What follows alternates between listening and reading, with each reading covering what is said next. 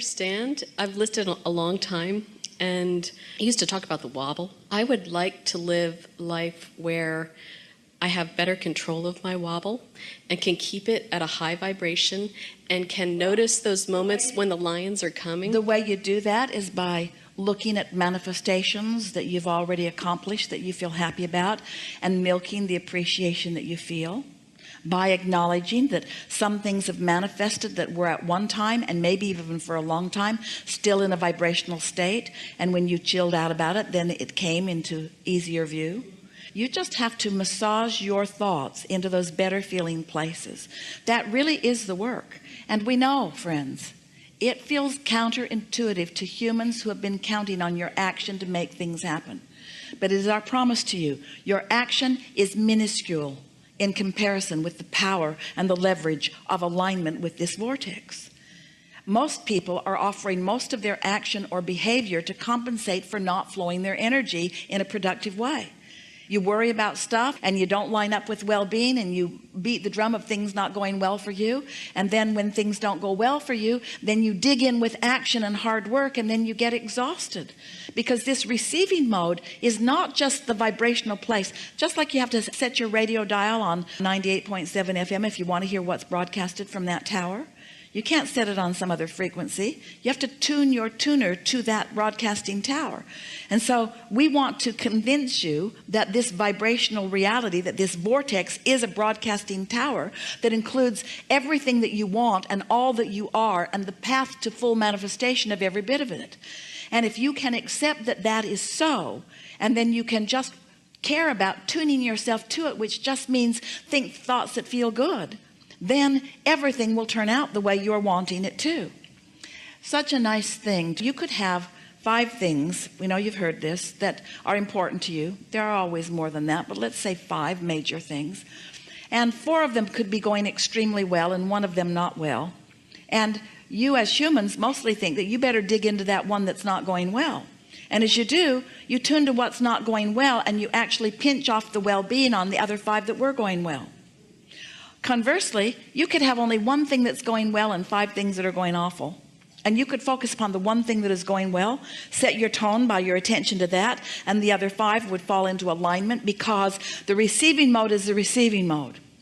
But when you believe that you have to work hard to compensate for inferiority or for past wrong deeds, or when you feel that you have to work hard in order to justify your existence, all of those things are so contrary to what your inner being knows about your readiness and your worthiness, that you get crosswise of the energy, and then you do offer more effort, and then you get tired. Where if you're feeling good about yourself and others, if you're looking for positive aspects, if you're counting your blessings, so to speak, looking for reasons to feel good, not having knee-jerk reactions to so many things, then you're in the receiving mode. But the receiving mode is also the replenishing mode. That's where your stamina comes from. That's where your clarity comes from. That's where your vitality comes from. That's where the good ideas come from. But most humans, we love you so much, you know what's coming next. You are reacting to things. So you're looking around, wanting to be objective, and that's a good thing, because you got to sift in order to launch those rockets. But as you're looking around, so often, instead of identifying what you want and running with it, you are having a reaction to what you don't want. And when you are reacting to what you don't want, then you're putting more emphasis on that. So you're actually often vibrating more in contrast to what you want than you are in harmony with what you want. Every subject's 2 subjects: what is wanted and the absence of it. So sometimes you're thinking that you're thinking about money when you're really thinking about not having enough of it. Sometimes you're thinking about having or getting or improving a relationship, when often you're thinking about the absence of a relationship, or something about the relationship that you've got that you don't want. And so if you don't introduce an understanding into this equation of what your emotions are telling you, then you can't guide your thoughts at those early subtle stages. And if you don't guide them at early subtle stages, then law of attraction is going to carry them into greater and greater momentum, where you believe then that you have to take action, but there's not enough action to compensate for that momentum that's going in opposition to what you want. So what's the answer? Chill out. The answer is be nicer to yourself. The answer is think more thoughts about yourself that feel good and about others too? The answer is, don't work so hard. Give yourself a break. Get more rest. Be nicer to yourself. Do more of the things that feel good to you. That's the way you turn this around. You got to give yourself a break. You cannot demand yourself into alignment. You can't effort yourself into alignment. You've got to release. You've got to let go. You've got to let go of resistance. When you let go of that cork, we promise you it will float, you see. So we've written a few books. And they are significant because they are the pieces that you are looking for. The first book of significance, Ask and It Is Given, in the back of it has 22 processes, each one offered to you to help you to release resistance. Each one offered to just help you release resistance. We don't need to teach you how to goose up your desire. You can't help that. But when you release resistance, then your desires become more dominant, more predominant. You see more evidence of them coming about. We would read the 22 processes in the back of that book if we were standing in your physical shoes. The next book of significance that we wrote for you, it's talking about deliberate creation. It's about focusing, and it's about taking the way you feel and using it as the reason that you think the thoughts you think. It's about taking a thought that doesn't feel very good and either choosing another thought altogether or massaging that thought until it feels better. Then another book that came right on the heels of that is The Astonishing Power of Emotions. And that book teaches you about the emotions that you feel and the value of them. That may be the most significant book that you will ever read. That may be the only book that if we were standing in your physical shoes and went out there and there's a big pile of books that we would want. We would want to understand the emotions that we are feeling. And then we wrote a book called The Vortex. The Vortex that explains to you that everything you want already is. And if you're paying attention to how you feel and maybe using some of the processes that help you to release resistance and focusing deliberately, that you can get into the receptive mode and let everything in that you want. We haven't been offering these words to you just because we think you want to hear some words. We're answering the questions of how do you create your own reality? How do you create your own reality? By having thoughts that you think. The question is, and this is the question that we're really wanting to put to you, to all of you, are the thoughts you think thoughts that you're thinking because you're the creator of your own experience, or the thoughts that you think reactionary thoughts because somebody else is having an experience that you're observing and you're having a knee-jerk reaction to what's going on? Because that's a big question. If you are reacting, then you have no control. You're like a cork bobbing on a raging sea. You have no control at all. So what would we do? We'd put ourselves in bed tonight and we'd say, I am the creator of my own reality, and I like that. And then we would say to ourselves, and as I sleep tonight, momentum is going to subside because my thoughts are not going to be active, and law of attraction is not going to be reacting to my thoughts. However, law of attraction is going to continue to react to the thoughts of my inner being who never sleeps. So the potential of me waking up in the morning, the probability of me waking up in the morning, and the thoughts of my inner being about everything I want being dominant, very good possibility of that. In fact, it's a slam dunk. It's a sure thing. When I wake up in the morning, I'm going to feel the movement of what my inner being knows, and my beliefs are going to challenge it. But each time a belief challenges the path that my inner being has laid out for me to the success of joy that I seek, I'll feel some soft negative emotion. And when I feel it, I can adjust my thought right then and there. And if you will do that tomorrow and the next day and the next day and the next day, it won't be 30 days before you will have bridged your beliefs to be more in harmony with what your inner being knows to be. And you're going to have evidence all around you. Evidence all around you of breakthrough after breakthrough. And you know what a breakthrough is? A breakthrough is you breaking through your own resistance. Only two ways to have a breakthrough.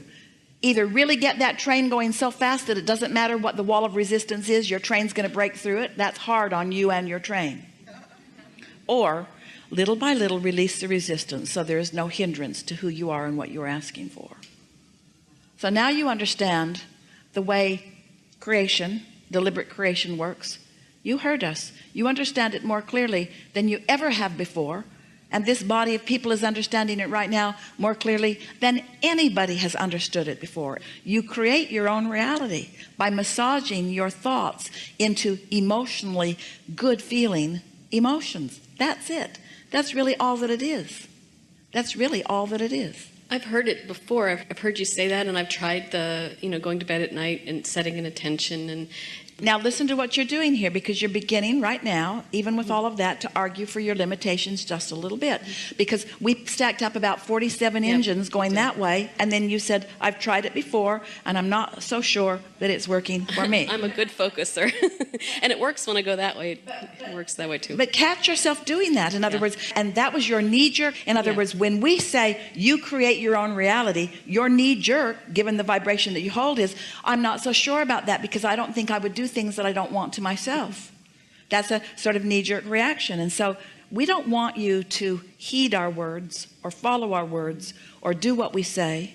We want you to care about the way you feel and choose better feeling thoughts. So our question to you, to all of you, is how do you think you came to being willing to endure negative emotion? What's up with that? Why would you choose a thought that doesn't feel good when you could choose a thought that does feel good?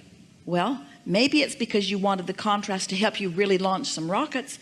Maybe you wanted to be a little hard on yourself so that you'd ask in a stronger way. Maybe you wanted to deprive yourself of what you really want for a while so that you really care about it. Sometimes you do that to your kids. You say, no, wait till your birthday or wait till Christmas. I want you to really want this before you get it, because then when you get it, you'll really like it.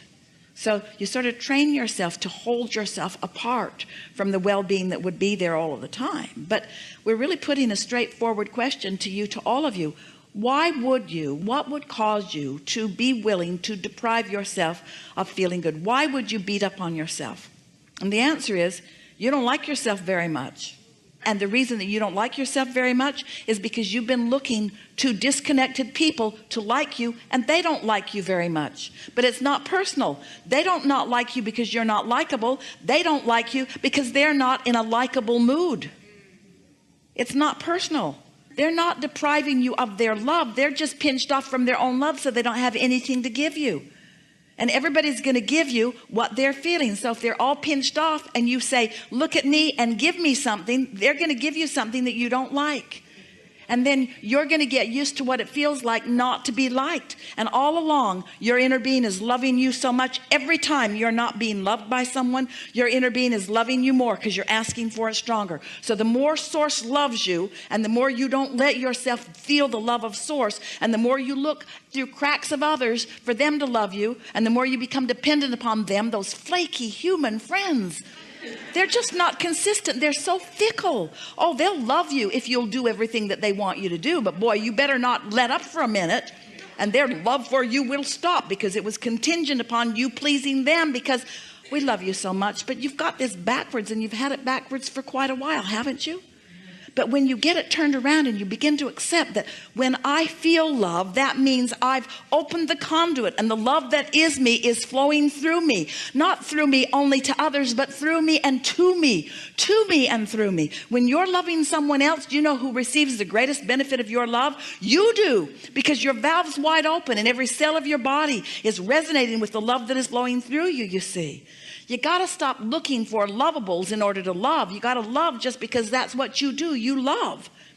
And then when you get in that vibration of love, oh, lovables just show themselves. You got to talk yourself into feeling good about you. You got to talk yourself into feeling good about the situation. And it's really worth it. It's a big payoff, because when you keep your valve open no matter what, then good just keeps flowing to you. But if you pinch your valve off for some petty little reason that really isn't important, because you've got some beliefs that you've been dragging around that haven't served you that well anyway, then life can be a sort of hard road. Yes?